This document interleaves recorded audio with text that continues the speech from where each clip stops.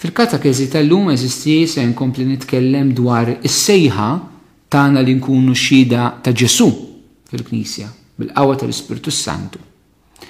U nixtieq insemmiek ma nispiċċawx illum inkomplu darb'oħra 10 aspetti kif il-Knisja fil-bidu l-ewwel insara din ix-xhieda tagħhom fiex kienet tikkonsisti. Xhieda li kellha 10 faċċati li hemm bżonn li jerġgħu jiġu llum il-ġurnata fil-Knisja ta' żminijietna. Ħudu nota tagħhom. Jiena ħanatikom anke l-kwotazzjonijiet mill-Iskrittura biex tkunu tistgħu tfittxuhom għax importanti li dak kollu li aħna ngħidu u nagħmlu ikun mibni mhux fuq l-opinjonijiet tagħna li ma jiswa għal xejn, imma fuq il-kelma t'Alla li hija spiritu u ħajja. L-ewwel aspett eżistijej. L-ewwel insara kienu jxandru l-qawmin ta' Ġesu bil-kuraġġ u b'qawwa kbira. Isimgħu l-Atti kapitlu 4 vers 31 xi jgħid. Kif spiċċaw jitolbu l-post fejn kienu miġbura teżżes u l-kol imtlew bl-Ispirtu Santu u bdew ixandru l-kelma t'Alla bil-kuraġġ kollu. Atti kapitlu 4 vers 33 jgħidek. B'qawwa kbira l-apostli kienu jagħtu xhieda tal-qawmien tal-mulej Ġesu. Eżistijej. Taħt il-qawwa tal-Ispirtu Santu, il-Pentekoste li seħħ fuq il-Knisja fil-bidu eżistijej. Din il-qawwa tremenda li tali l-apostli u l-ewwel insara. Neħħitilhom il-biża' li kellhom biex ixandru Ġesu. Jekk qabel kienu jibżgħu, kienu beżżija, jaħarbu, jitilqu lem. Anke qudiem is-salib ta' Kristu. Issa jaffrontaw il-kulħadd, l-apostli ma jibżgħu minn ħadd. Għax bil-qawwa tal-Ispirtu Santu ħadd ma jista' jżommhom milli jxandru l-kelma t'Alla. Aħna m'għandniex nibżgħu mid-dinja eżistijej. Id-dinja ma tisfidanix. Nistgħu noħorġu minn dan l-aqbut li qed jaqbadna xi drabi fil-Knisja. Nistgħu noħorġu minn din il-biża' li ħakmitna xi drabi. Għax din noqtlu l-ħidma tal-Ispirtu Santu bil-biża' kollha tagħna. Nistgħu nxandru l-kelma t'Alla bil-qawwa bil-kuraġġ kollu. Ġesu ma qalniex morru konvinċu n-nies minni. Morru għattu xhieda tiegħi. Mela nxandruha kif inhi. Vanġelu mhux imqasqas. Pietru kien ħafna ċar. Ġesu li intom tiltu. Dak Alla qajmu. U jikkonvertikom. Għatu ħajtkom lilu. Stqarru d-nubittakom u tirċievu l-Ispirtu Santu. Ġesu li intom tiltu. Ma qatx jagħmilha fi kliem sabiħ biex ma jweġġa' ħadd. Għax illum hekk sirna. Attenċi tgħid biex ħadd ma jieħu għalih. Ma tweġġa' l-ħadd, ma tur tal-ħadd. Eżistijej il-Vanġelu nxandruh kif inhu bil-qawwa tiegħu kollha. Għax fil-qawwa tal-kelma tal-Vanġelu tinsab il-konverżjoni tagħna. San Pawl jgħid li Alla jrid salva d-dinja bil-bluqa tal-predikazzjoni. Meta nxandru l-kelma bil-qawwa kollha forsi nidru boloħ. Ma jinteressanix kif nidru. Interessani li aħna nkunu xhieda ta' Kristu. Full stop. U għandna bżonn nitolbu eżistiji. L-apostli meta ddew il-persekuzzjoni ma qadux jibqu u jitnijaw u jaħassra aħna nfusna u fiex wasalna u fiex ġejna. Ma jagħmlux bħalna. Ma kinux nies moħħhom fihom nfushom. Għax meta aħna noqogħdu sejrin hekk fiex aħna fiex wasalna fiex ġejna, moħħna fiex nafina nfusna, maħniex moħħna f'dak li Alla jrid jagħmel. Moħħna aħna mhix għaddejjin aħna. In-nies ta' Alla f'mumenti ta' persekuzzjoni imorru jitolbu biex l-mulejthom il-qawwa ħalli joħorġu jippritkaw jixandru l-kelma bil-kelma u bl-eżempju tagħhom b'mod qawwi u b'mod ġdid. Meta aħna nispiċċaw Knisja mbeżża, allura din naqlbu kollox. Il-Ġesu qed nqalbulu dak kollu li jagħmel. Immorru lura qabel Pentekoste.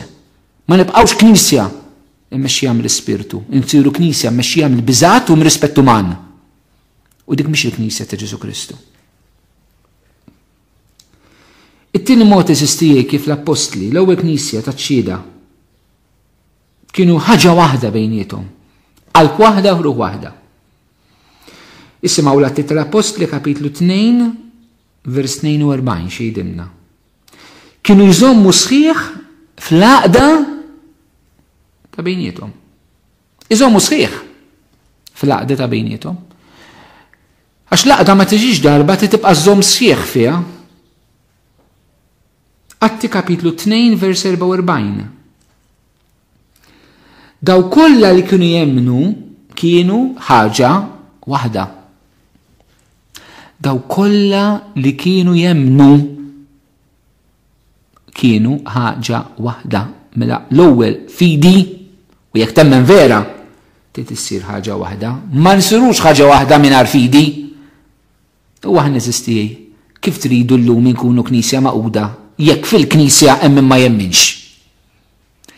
Kif nistgħu nkunu ħaġa waħda maqudin jekk fil-knisja, mhux fid-dinja, fil-knisja qed ngħid, il-fidi qed tonqos.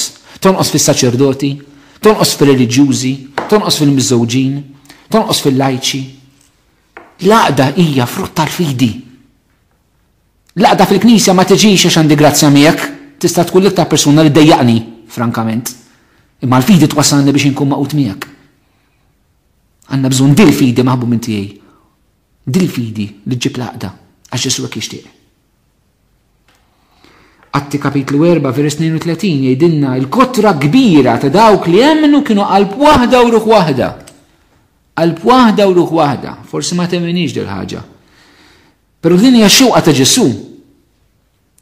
Isimgħu t-talba ta' Ġesu fl-aħħar ċena, San Ġwan kapitlu 17 vers 20 sa 23. X'inhi x-xewqa ta' Ġesu għalina? Ġesu jgħid lil missier m'iniex nitlob għal dawn biss qed jgħid għall-ewwel apostli, imma wkoll għal dawk li qed jemmnu fija bis-saħħa tal-kelma tagħhom mela għalik u għalija. Nitolbok, ara se jitlob Ġesu, li jkunu il-kol ħaġa waħda. Kif int fija missier u jiena fik, ħajkunu huma wkoll ħaġa waħda fina. Biex hekk id-dinja temmen li inti batni. Il-glorja li intajt li jiena tajta lilhom. Biex ikunu ħaġa waħda bħalma aħna ħaġa waħda. Jiena fihom u inti fija. Biex isiru ħaġa waħda għal kollox. Ħalli d-dinja taraf li inti batni u li ħabbejt lilhom kif ħabbejt lili. Ġwanni 17 minn vrus 20 sa 23. Kif id-dinja llum tittemmen fli Kristu eżistijaj? Kif nipretendu li d-dinja temmen f'Ġesu jekk aħna l-insara mifrudin bejnietna? Xi rridu nippretendu li n-nies ħajkonvertu fil-parroċċi tagħna jekk aħna mifrudin bil-festi tagħna? Xi rridu nippretendu li naraw il-Knisja maquda jekk is-saċerdoti xi drabi mifrudin bejniethom? Kif irridu n-nies li jemmnu fi Kristu b'assisin mifrudin minn mal-isqof tagħhom? Kif irridu n-nies jemmnu fi Kristu b'komunitajiet reliġjużi mifruda? Di mhix xieda. U Ġesu qal minn din l-għaqda se jarfukom. Ġesu talab għaliha u aħna nkissruha. Inkissruha. Kif nipretendu? Irridu l-konverżjonijiet u ma rridux ikunu maqudin. Jekk trid tibda tevanġelizza, kun maqud. Fittex l-għaqda fil-familja, fiż-żwieġ, fil-komunità tiegħek, fil-parroċċja, fid-djoċesi. Neħħija minn moħħok li tista' jkun hemm evanġelizzazzjoni jekk hemm il-firdiet. Ħela ta' ħin. Ix-xitan idaħħal dembu biex jifret eżistijaj. Alla fil-ħina tiegħu jibqa' jużana, però nkunu qegħdin nagħmlu is-second best ta' Alla, mhux l-ewwel ħaġa li jrid minnha. Ix-xewqa lil mulej għandu fil-qalb tiegħu il n-nies temmen mill-imħabba u l-għaqda ta' bejnietna. Waqda li trid tidher, viżibbli. Dil-laqda sistijaj, mhix għaqda li nġibu jina u inti. Dil-laqda fl-imħabba hija għaqda li joħloq l-Ispiritu Santu. San Pawl Rumani kapitlu 5 vers 5 jgħid, din it-tama ma tqarraqx bina għax l-imħabba ta' Alla sawbet fi qlubna permezz tal-Ispiritu Santu li kien moti lilna. L-Ispiritu Santu joħloq għaqda u Pentekoste iġib għaqda maħluqa mill-Ispiritu. Il-bniedem jifret jaf. Il-bniedem jagħmel Babel. Pentekoste huwa bil-maqlub ta' dak li jiġri f'Babel. F'Babel in-nies iridu jibnu torri ħajamlu ishom għalihom infushom u joħolqu għaqda kif iridu huma u Alla jħawwadha. F'Pentekoste Alla joħloq għaqda huwa jekk f'Babel kulħadd jitkellem bl-istess lingwa ħadd ma jiftihem, f'Pentekoste b'lingwa waħda jiftihem kulħadd. L-għaqda li joħloq Alla. Il-parti tagħna rridu nagħmluha, ma l-parti tagħna tafu x'inhi li mmutu għalina nfusna. Li toqtol il-jien tarmih il-barra, li jmut 3 ijiem warajk. Aħna għandna bżonn ġiex funerali eżistijaj. Meta mutu u wieħed għall-jien tagħna li jibqa' hemmhekk. Fil-ħnina tagħna lek tagħna purgatorju, ħajpurifikana hemm. Però eżistijaj nifhmu bis-serjetà. L-ewwel punt l-apostli taw xhieda b'qawwa u b'kuraġġ bil-kelma. It-tieni l-eżempju li kien joħroġ primarjament fl-għaqda fl-imħabba ta' bejnietom. It-tielet aspett eżisti kif il-Knisja tal-bidu kienet maquda. Atti kapitlu 2 vers 42, it-tielet aspett tax-xhieda. U kienu jżommu sħiħ fit-talim tal-apostli. Hawnhekk għandna maħbubin tiegħi it-tielet aspett ta' kif il-Knisja fil-bidu kienet ċur ta' Ġesu. Kienet maquda mat-talim tal-apostli. Kif anke llum għandna bżonn eżistija mill-ġdid bi-grazzi tal-Ispirtu Santu li aħna nkunu maqudin mat-talim tal-apostli u s-suċċessuri tal-apostli huma l-isfijiet faqda waħda mal-Papa fi meta jgħalmuna b'mod uffiċjali dak li aħna jgħidu il-Maġisteru tal-Knisja. Illum insibu xi wħud anke saċerdoti illi moħħhom fl-opinjonijiet u l-idea tagħhom u mhux dak li twassilna Knisja. Li kulħadd li jawweġ u jinterpreta kif ritu. Nixtieq nagħmel appell eżistej lill-lajċi kollha. Isimgħu rajja, isimgħu saċerdoti li jaqblu mat-talim tal-Knisja. Nagħmel appell ieħor. Araw xi programmi taraw fuq it-television anke mxandrina u Malta u xi programmi tisimgħu fuq ir-radju. Għax mhux kull ma jidher tajjeb u tajjeb. Mhux kull ma jidher tajjeb u tajjeb, mhux kull ma jinstema' tajjeb ikun tajjeb. Araw li n-nies li tisimgħu sew lajċi u sew saċerdoti li t-talim tagħhom mhux biss il-Bibja imma anke x'tallem il-Knisja flimkien. Kienu maquda fit-talim tal-apostli, hekk kienu l-ewwel insara. Mela mhux xi ħadd jaqbad il-Bibja, imur bil-Bibja fidejh fuq it-television u jitkellem fuqha u jfissera kif jifhimgħu u daqshekk full stop u nibilgħu kull ma jingħad. Illum għandna diversi programmi anke ta' aħwan sara li mhumiex kattoliċi illi xi drabi il-ħażin mhux fli jgħidu, fli ma jgħidux. Għax inti jekk tisma' programm fuq it-television u nkollu jgħidlek biex temmen f'Ġesu u salva, temmen fil-Bibja u tagħmel ħaġa tajba, titlob il-Ġesu ħaġa tajba, titlob l-Ispirtu Santu ħaġa tajba, tajbin. Imma mbagħad ma jsemmu xejn dwar l-Ewkaristija, dwar iqrar, dwar is-saċerdozju, dwar iż-żwieġ, dwar il-Madonna, dwar il-Knisja, dwar il-Papa, allura qed inxandru nofs Vanġelu eżistijaj. U xi drabi aħna għandna minn din il-ħsara li qed tiġri. Li qed inxandru nofs verità, u l-Malti jgħid nofs verità jar minn gidba. Kienu sħaħ maquda jżommu sħiħ fit-talim tal-apostli, hemm bżonn nisimgħu il-leħen ir-rajja tagħna x'tallem il-Knisja mhux biss xtejt il-Bibja. Xtejt il-Bibja u x'tallem il-Knisja flimkien. Aħna l-Kattoliċi eżistijaj dawn huma fundamentali għalina. Aħna m'għandniex il-Bibja biss. Aħna għandna il-Bibja u aħna għandna it-talim tal-Knisja li jmorru flimkien. Fuq il-komodina żomm il-Bibja u l-katekizmu tal-Knisja flimkien. Għax il-Bibja kulħadd ifissera kif irid, anke l-istupitaġnijiet nibdew ngħidu f'isem il-Bibja, anke l-ereżiji nibdew ngħidu f'isem il-Bibja u fil-Knisja sfortunatament dejjem kellna l-ereżiji u għad għandna l-ereżiji għax mhux kulħadd maqut mat-talim tal-apostli. U għandna bżonn eżistijaj li nżommu dil-laqda. Jekk iridu nevanġelizzaw, irrid ikunu maqudin mal-Knisja. Irrid ikunu maqudin mat-talim tal-isfijiet tagħna. Irridu ikunu maqudin mat-talim tal-Papa. Ma noħolqux Knisja għalina, ma nivvintawx talim għalina, ma nivvintawx talim li jdoqqa l-widnejna u li joġobna. Maqudin mat-talim tal-Apostli. M'hemmx evanġelizzazzjoni vera jekk mhux se nkunu maqudin mat-talim tal-Apostli. Irridu nkunu xhieda wkoll ta' Ġesu, xhieda fit-talim ukoll. Ma nistax ma nsemmix eżistijaj il-barka kbira lil Mulej Ġesu tagħna fid-djoċesi tagħna Malta u Għawdex bil-preżenza ta' San Ġorġ Preka li jagħmel minn kollox stinka sabiex wassal il-kelma Alla ħaġa waħda kif tallima l-Knisja. Ġesu qal min jisma' lilkom jisma' lili, hekk qallhom l-Apostli. U dik tibqa' ddur fis-suċċessuri tagħhom l-isfijiet tagħna faqda waħda mal-Papa. Ir-raba' aspett isisti l-Apostli l-ewwel insara jgħidilna Atti kapitlu 2 vers 42 u kienu jżommu sħiħ fil-qsim tal-ħobs.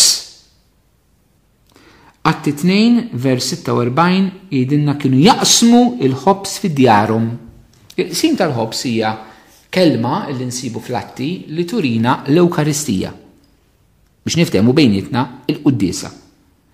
Li kienu maqudin fl-Ewkaristija kienet element ħafna importanti.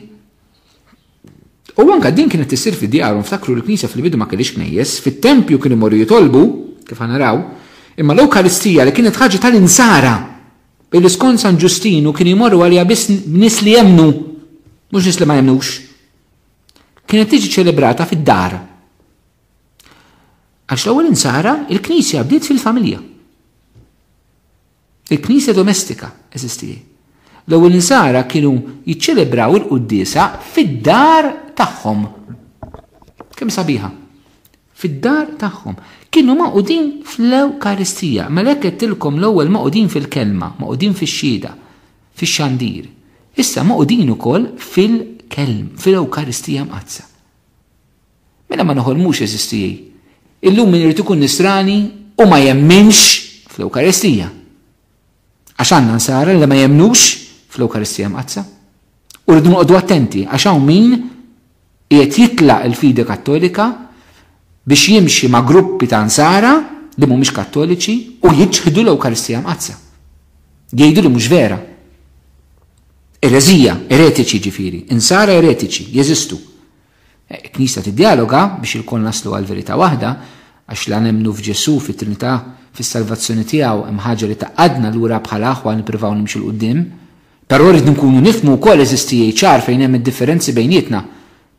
L-Knisja tfittex laqda bl-komuniżmu ġifieri laqda anke tal-insara bejnietna ma jfissirx nagħmlu ministra. Nitfu kollox nagħmlu kawlata u riċetta ġdida. Knisja ħafna ċara. Ninaqdu fit-talb nimxu lejn il-verità imma ma niċħdux il-verità. Nimxu lejn il-verità imma ma niċħdux il-verità biex nkunu maqudin. Għax jekk nagħmlu għaqda li mhix mibnija fuq il-verità, allura qed nagħmlu gidba. Gidba. U waħda mill-veritajiet eżisti li anke llum bejħutna nsara din jiġdu uħud minnhom hija l-verità taċ-ċelebrazzjoni tal-Qudies tal-Ewkaristija. Però mhux biss insara l-infirdu u ċerta nsara Kattoliċi li qed imorru ma' nsara oħrajn li mhumiex Kattoliċi, imma anke l-insara Kattoliċi eżisti. Meta m'għandniex maqudin bejnietna fl-Ewkaristija mqazza, ħafna idejat u jiena jekk nitlob id-dar mhux xorta u jiena jekk nitlob ma nafx fejn mhux xorta ħdej il-ħolqien u ħdej il-baħar itlob fejn trid fejn jogħġbok għax kull imkien tista' titlob il-mulej kull imkien jinsab. Imma l-Ewkaristija hija l-espressjoni f'Ġesu Kristu preżenti u ħaj fostna fl-ostja u l-inbiti konsagrati ta' laqda ta' bejnietna u toħloq laqda ta' bejnietna. U laqda ta' bejnietna mbagħad issir xut ta' Ġesu. Inti m'intix nisrani għalik innifsek, inti xut ma' Ġesu mal-oħrajn. Jekk ninsew li aħna mibgħuta li nkunu xhieda, iċ-ċelebrazzjoni tal-Qudiesa ta' minna xhieda fl-imkien. Tina l-qawwa biex nkunu xhieda fl-imkien. Jiena waħdi xut ta' min jien. Jekk laqda ta' bejnietna titwassal nkunu xhieda. U din laqda ma ssirx bil-qawwa tagħna, ma bil-qawwa tal-Ispirtu u tibqa' tiġi msaħħa bil-qawwa tal-Ewkaristija mqazza.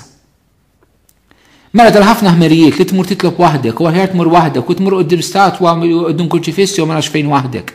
Waħdek għamel li trid li jogħġbok fit-talt, mur itlob kemm trid, u tajba.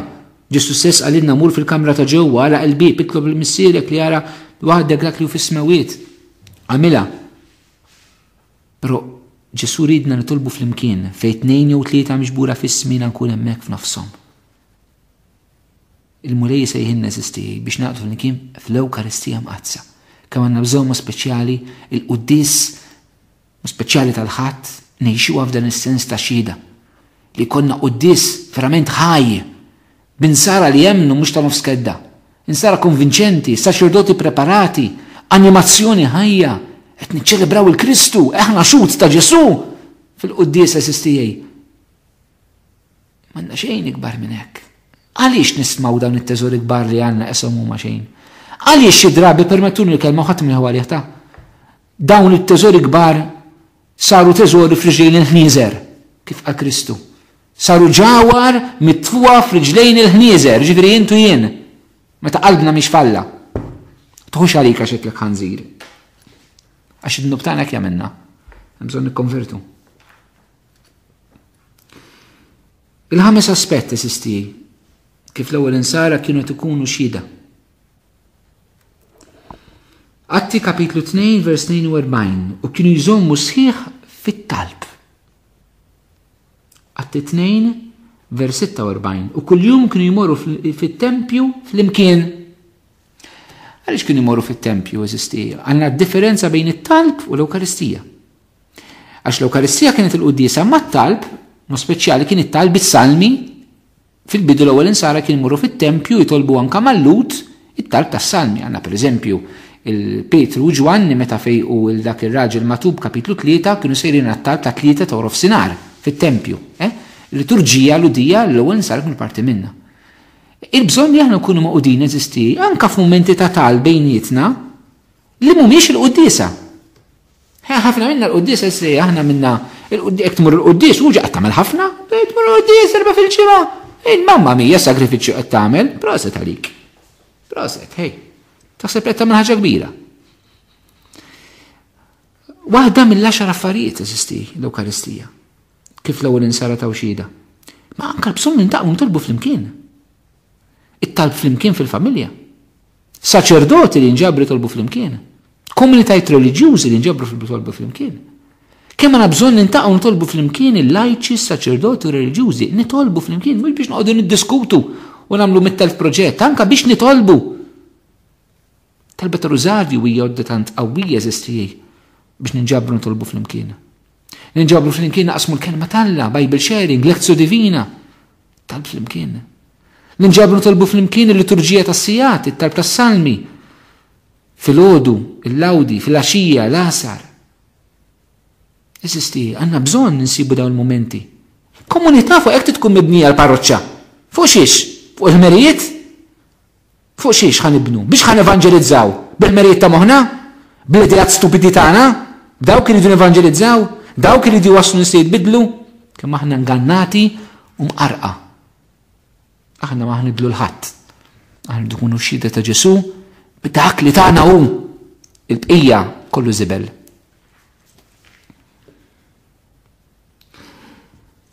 L-Atti tal-Apostli, kapitlu 2, vers 46 eżistijej, jagħtina element ieħor ta' kif l-ewwel insara kienu wkoll maquda bejniethom. Illi dan kienu jieklu jissieħbu fl-ikel biqlub ferħana u safja.